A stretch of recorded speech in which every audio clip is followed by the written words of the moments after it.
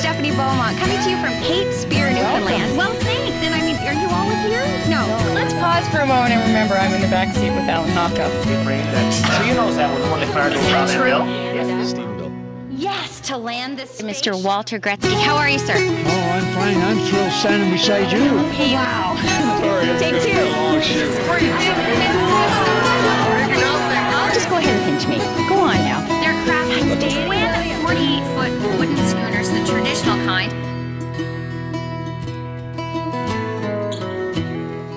Hi, I'm Stephanie Beaumont. Welcome to See and Be Seen, the show that celebrates all the people, places, and things that make the 4 Atlantic provinces so very special. From Nova Scotia to New Brunswick, Prince Edward Island to Newfoundland and Labrador, we take you to where the action is. And on this show, we're celebrating spring! And who wouldn't be excited as those East Coast flurries give way to April showers and gorgeous May flowers? It's the time of year when everything comes alive.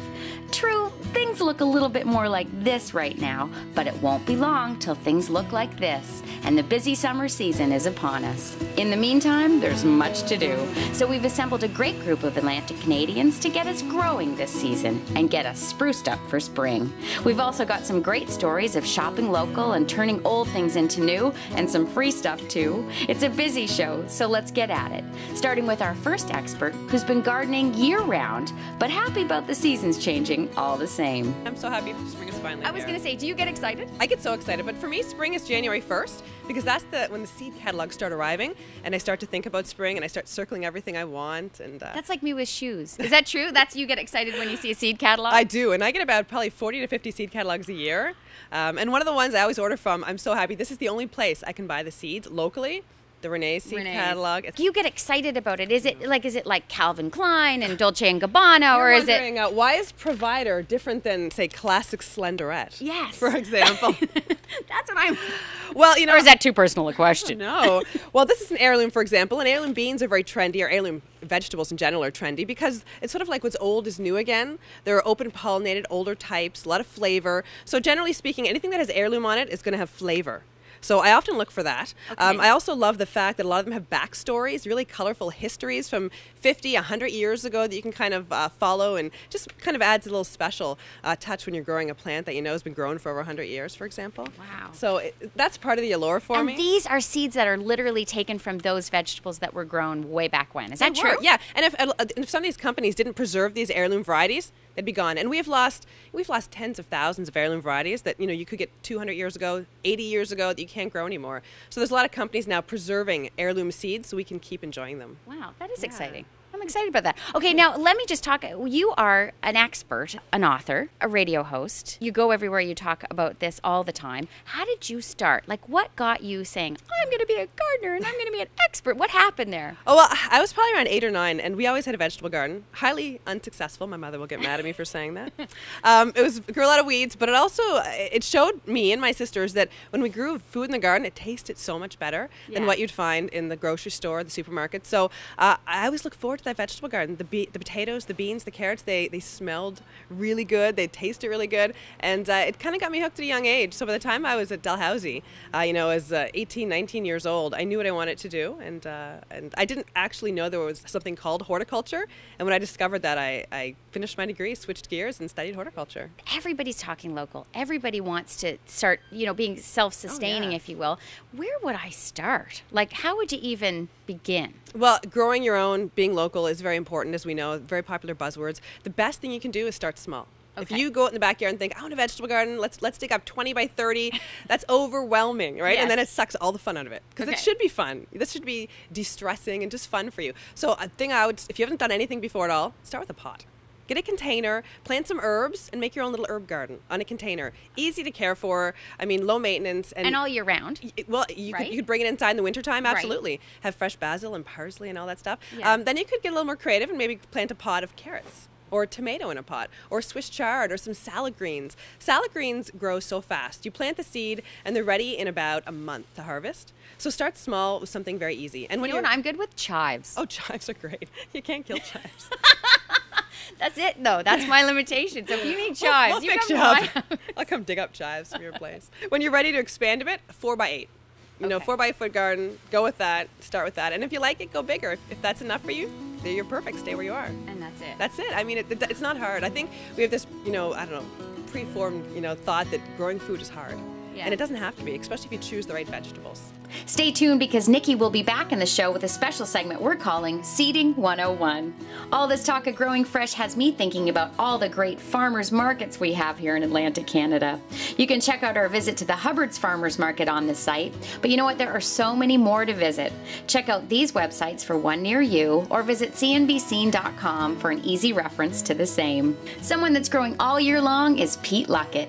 We caught up to him at his snow-covered vineyard just a few shows back, but at his Pete's Fruitique shops, well, it's wall-to-wall fresh 12 months of the year. That's where we met up with our next expert, whose resume reads like a best spots to eat list and whose skills in the kitchen are only rivaled by her passion for healthy, fresh ingredients. I mean, I'm standing in the produce department, Renee, and I'm thinking to myself, I don't know what half this stuff is, but you do. No, I'm serious. Half of this stuff is actually grown here in Nova Scotia. Is that true? And half of this stuff is actually grown on Pete's farm in the summer. Nice. It is. Yeah. So, we're pretty fortunate here in Nova Scotia to have such great produce. Like you think of apples and blueberries and everything. But one of my favorites, and I know you were commenting on this. I'm just afraid. I'm handy to it, right? So I'm a little bit, look at this as the business. So this is a celery root. Celery root or Sure? celery. Yeah.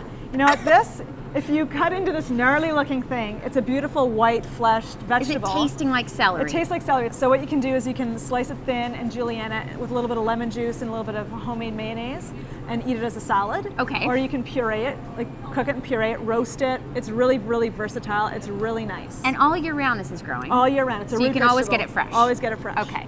And so, some other things. Candy cane beets.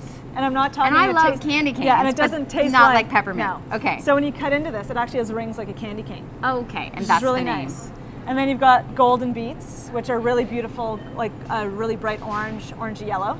Okay, but and I just throw this precariously stir fry, chop, anything. salad. I do mine in a salad. So Okay. I do because a lot of people cook or roast their beets.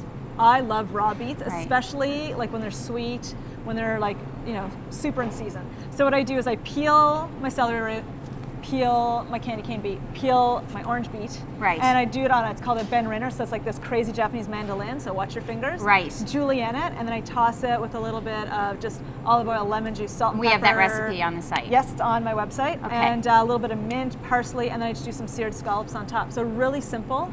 And then it looks like you've been working for hours. Yeah, and now here's a lady that's been working for years in all of the top restaurants. Just run it down for the folks at home playing the home game. Just drop some names here all now. right, so I've been cooking for 20 years, trained in Toronto, apprenticed in Italy, and then worked at Canoe, Biff's Bistro, in at Bay Fortune, in on the 20, worked in the Caribbean, the British Virgin Islands on Peter Island. So she and the Feisty Chef but just throws off the names and the recipes, right? Like it's nothing. You're saying don't be intimidated. That's really the bottom line, right? I think people they try to overcomplicate everything. Don't overcomplicate it. Okay. Just take one thing, do it. Well, I say people, I entertain all the time. Right. And learn a few recipes and then learn it well, and that's your go-to. And then everyone comes over like, oh, Stephanie, are you making your roasted chicken with potatoes? Because I know you do that so well. So just pick one thing. Right. Don't overcomplicate, and don't be worried. If you mess up in the kitchen, I do it. I throw it in the compost bin and I start over again. And I'm not embarrassed to say it. So here in the Atlantic provinces, we're very fortunate. Stuff's growing all year round. I guess the root vegetables have been growing all winter.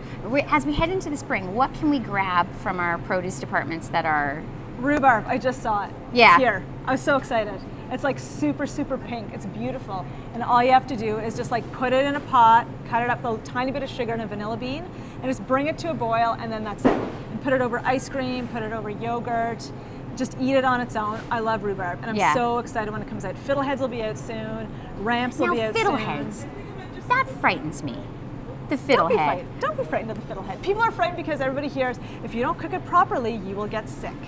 Well, you don't eat them raw. No, you have to cook them. You have to cook them. And I always say to people, don't overcook them to the point where they turn brown and Isn't that really, when it comes to vegetables though, overcooking is always the worst? It is. Well, but in some cultures, overcooking is the norm. Right. And I find that here in North America, like cooking them al dente is awesome. It's great. Okay. But I always say to people, you know, you can always cook it, blanch it in like boiling salted water. I always say make sure to salt your water. Right. And then you can always shock it in like an ice bath, and that way it'll stay really crunchy. Oh. And then you can always heat it up in a little bit of butter or olive oil, whatever you want to do with it. So great to meet you. Thank you. You've inspired me. And the sprinklers are coming on now, so it's time to head to somewhere else fresh.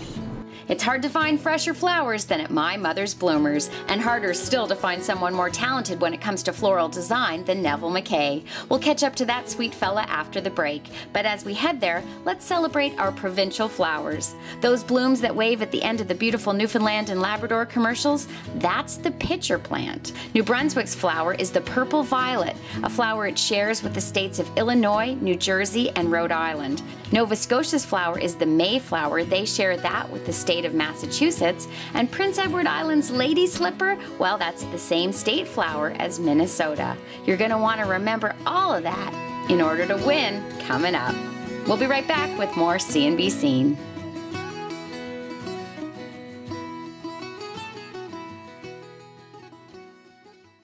Welcome back to C&B Scene. Our celebration of spring continues now with an Atlantic Canadian who's known around the world for his incredible floral designs. Whether it's during his regular guest spots on CTV Atlantic Mornings or on C100 here in Halifax, or his many speaking engagements, Nova Scotia's Neville MacKay is always amazing, always creative, and always in demand. So with the goal of gleaming the freshest news in flowers, we stopped by Neville's store in Spring Garden Place. That's My Mother's Bloomers. Neville MacKay, how are you? Fine. Hi, everyone. I'm great, thanks. What a beautiful spring season this is. Isn't it super? Don't you feel like spring? I You feel do. like, I mean, you walk into this store, if it was only smell-o-vision for everybody, you would be like, this is spring. This is Sarah Archer, and I am the thorn between two My Mother's Bloomers roses this morning. But we are talking about how to incorporate spring into your home. And Neville, that's easy. My darling, it is that easy. Let me show you. Do you know, you can take just simple branches. Pussy willows are out this time of year, so go get some pussy willows or cut some branches. This is forsythia, or you can cut, look how I've taken this bit of Japanese quince, and that'll force. Okay. Because this, I cut them before they're... this will turn into that. Oh, wow. In about a week and a half. I know! So I'm It's cutting like them magic. before they bloom. Before they bloom. Sarah, Neville has told me on My little camera. protege. Protege. And now, how did you get involved in this whole floral world? I just applied at My Mother's Bloomers, and I had a love for floral design as it was, and I've really blossomed being here, and it's He's inspirational. Yeah, it's inspirational. Yeah. It's just a once in a lifetime opportunity. See, because I look at these arrangements and I say, there's absolutely no way, but they are simple, right, Neville? Oh, they can be. Look what Sarah made there. Sarah explained that, because that's brilliant. What we're doing here is we're creating an armature, and we created it with a wire, and we just wrapped it around a pen, and it created a really relaxed look for spring, because that's very in right now. Right. And what you do is you just drop your Sort of flowers random. in, and yeah, with your calla lilies you can massage the stems to put in the water as well. Massage the stems? Yeah, so they're more malleable that way. I'll show you off camera. Yeah. Seems wrong. It's not that kind of show. So you have to do that so that they'll absorb the water? Yeah, Okay. well, not even just absorb the water, but twist in the ways that you want them to. I see. Yeah. Okay, very good. So it creates that really loopy look. Yeah. Oh, wow. Yeah. Loopy. I know. I do loopy. Okay, and so this is... Fluid look, dear. fluid It's look. very fluid.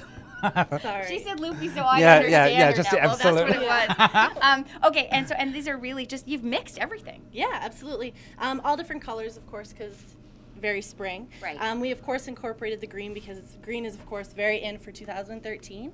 And also the complementary true? color with red. Yeah.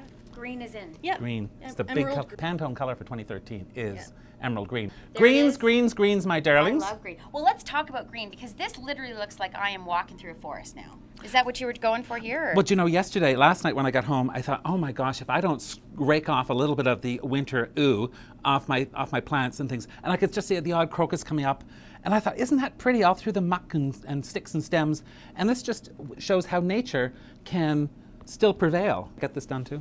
Oh, look. See, I know. Just like Pay attention, girl. I just, see, I would look at this and I say to myself, there's like 5, 6 different flowers in there. I shouldn't be afraid to mix and match. Is that No. really the message? Or? Absolutely. Well, you look at the fashion for this year, and we're seeing bold prints with lots and lots of color. So we're seeing that in floral design as well. Bold prints with lots and lots of color. Don't be afraid of color. Do not be afraid of color. Don't be afraid of bling, which clearly you're not. And don't be afraid of trying something a little different. Because I'm not either. You know, try something once in a while. Yeah. They're flowers. Relax. Right. Enjoy them. And you know what I love is that you use containers like I've never seen. Like, people just think of the vases, but you're always looking at different, I mean... Everyone's got a container for flowers at home. Everyone does, and everyone has a cutting garden if they've got any garden at all. Neville, thank you. Thank you. And Sarah, so nice to meet you. Nice to meet you. Come in and see this gorgeous girl and this fabulous guy. Gorgeous. Oh, well, there you have it. You are gorgeous.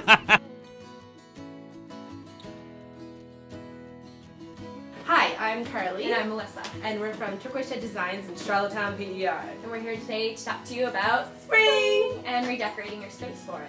Yeah, people are contacting us this time of year because they want to breathe new life into their space. It's the perfect time. Yeah, you've been sitting on your couch all winter, looking around, there's projects that are nagging you, there's pieces that you hate, and there's just some things that are just irking you about your space. Yeah, but Melissa, how do you get started? Where? Well, everybody has a budget, so you have to start with things that you have already and things that you love. So the best thing to do is flip things around. We're at a client's house in Charlottetown, and the first thing we did here was move the art around. And that was the first place to start. Yeah, they had a great rug. We pulled some fabrics from there and splashed them around the room. We brought in some patterns with the different colors, put them on throw pillows, and on the existing white drapery. They had some great seating pieces that worked for them, but they also had some gaps. They had some places where the flow wasn't quite working. They had some ottomans that we had one upholstered and one slip-covered. Why did we do that? Well, Melissa, lots of reasons. If you want a really nice tight fit, then upholstery is great. If it's a little bit more high traffic, you have children maybe, then... They're using one of their ottomans as a laptop table, and their little guy really likes being around it, so it's something that needs to be thrown in the wash. Yeah. One of the chairs, we decided to go with a new investment piece, and with another, we revamped the existing vintage chair. With some fresh geometric fabric. Yeah, it was in good shape, but it needed new foam and fabric, so we spruced it up. Yeah, give it a little pop. Yeah. So you don't have to start from scratch. You don't have to do a full-scale reno. Just, bring in some new textures and colors. Yeah. They didn't even repaint their walls here. All we did was some throw pillows, a little upholstery, and did some pop on the curtains. So thanks for listening to our spring revamp tips. Yeah, it was really fun. Thanks. Thank you. Bye. Thanks for Skyping in, Carly and Melissa. Great advice as always to get us spruced up for spring. Our PEI pals are always delivering wonderful tips for home design and decor. You can head to our site at www.cnbscene.com for more Turquoise Shed features, including small spaces and budget makeovers. Oh, such lovely stuff they do. And while we're on the subject of makeovers, our good friend Chef Todd Perrin has been working towards the opening of his new restaurant, the Mallard Cottage. As you might imagine, when you're working to restore one of Newfoundland's oldest buildings, there'd be a few challenges. If it all goes as planned, the doors should open late this spring. We've already got our reservation and we cannot wait. Another old building that's gained a new lease on life can be found in lovely Lunenburg, Nova Scotia. We popped in to meet up with proprietors Neville MacKay and Pierre Gouvernement to talk about their award-winning business, their very tasty products, and their really remarkable residents. To create a building and a business that is in a building that has had such heart for so many years. I mean, this was the Marine Blacksmith Shop in Lunenburg. It was a busy, busy place right up until 2004 or something in that neighborhood.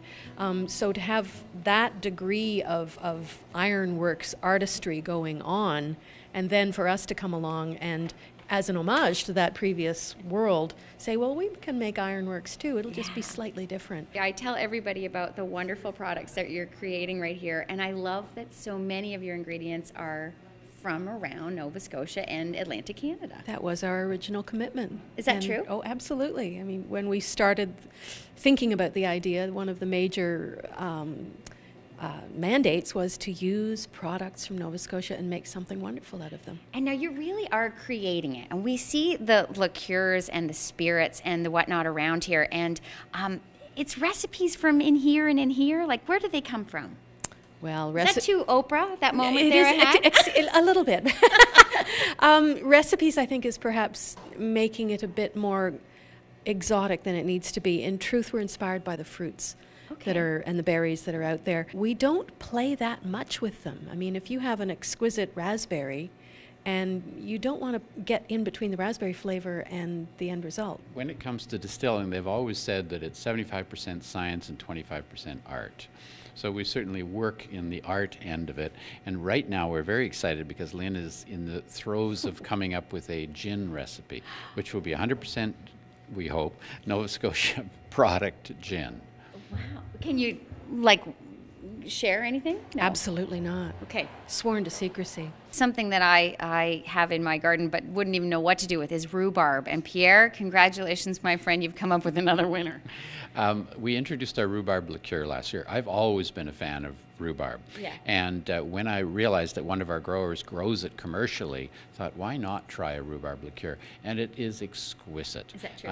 Absolutely. For those who love rhubarb. If you hate rhubarb, you're going to hate the liqueur. But those who love rhubarb, it is an amazing liqueur. And just a little bit sweetened to take the hard edge off.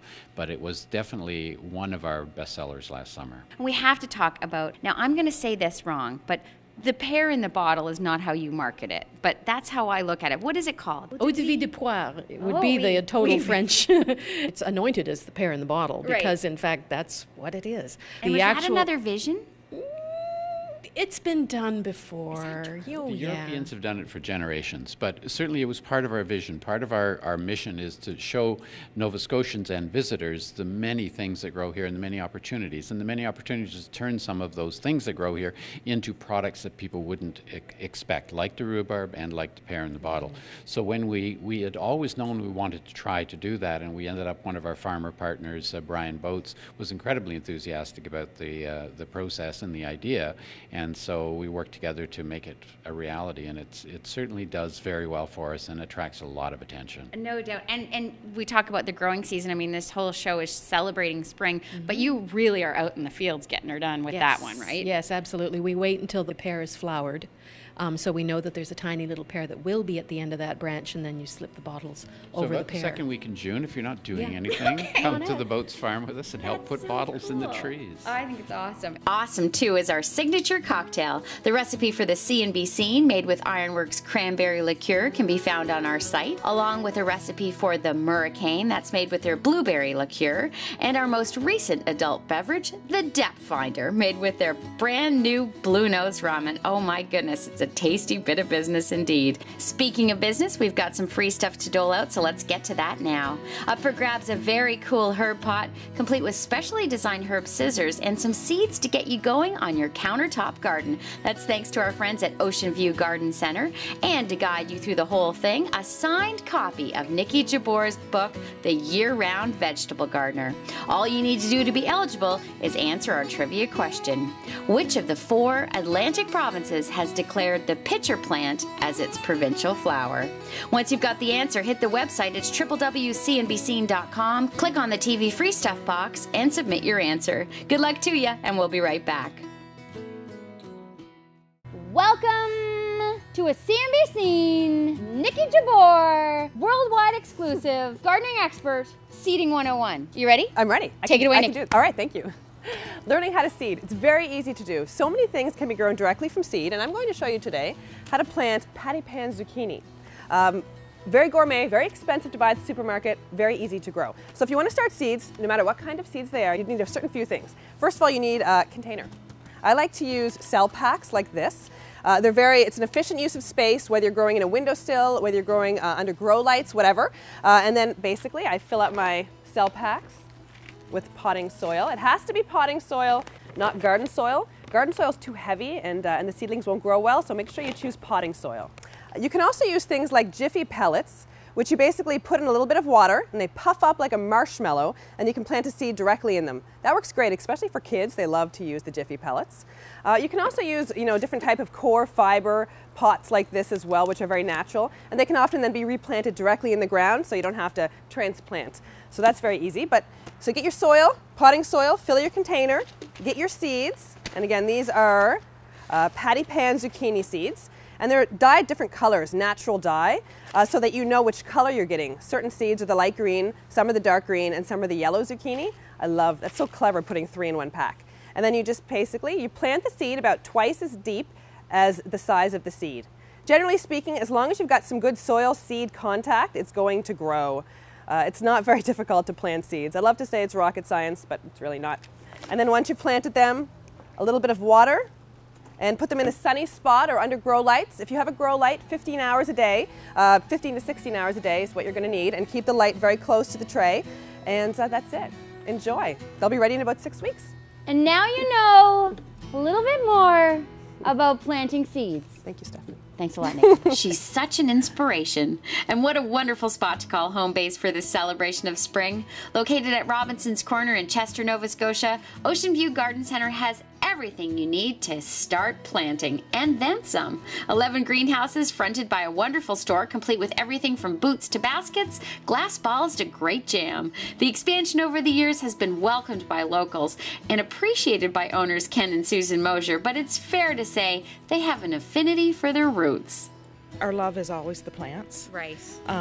And this is my favorite time of year when everything is freshly planted and new, and the earth just smells so good and everything starts to grow. And even when the weather isn't the best, you still know spring is on its way. I always worry that when I go out to the greenhouses that alarms will go off because I kill anything green, like get her out of here. But you've got a staff that keeps these plants going all year round and looking gorgeous. We try not to carry a lot of things that are hard to grow. Okay.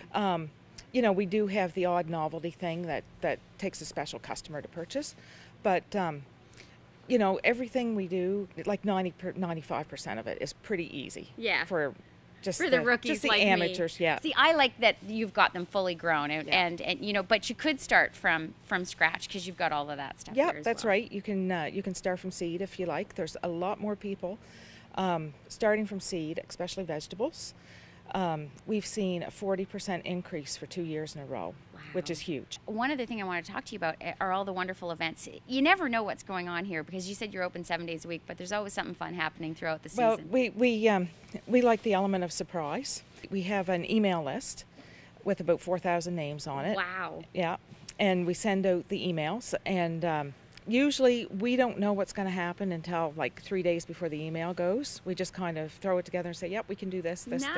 So you're flying by the seat of their pants here at Ocean View. That's the way we go. It's fresh. That's right. Awesome. If you'd like to watch this show again or see any episode of CNB Scene, just hit www.bellalliant.net. They're all there on demand. And for more great features on today's guests, recipes, links to farmers markets, and our new contest, How Does Your Garden Grow?, visit www.cnbscene.com.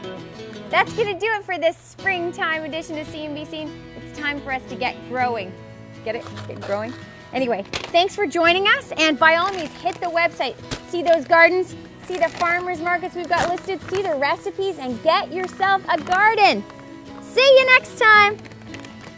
I should probably get a cart, eh? I'll get a cart. Any garden or any bush or anything, everything can be snipped. Everything needs a snip once in a while. See, here's that's just a little prune. It's not going to hurt. That really goes for everything. When you think Absolutely. Right? Absolutely. See? I'm just saying. You caught me between color and cut now, but you're killing me. At least you have that option. I mean, come on. That's exciting. Congratulations to you both. It's still fun. I mean, we really feel that And you look like you get along still. We got you on a good day. Every day is a good day It is. as a distiller. Oh, Would you gosh. like to do some more tasting? Yes.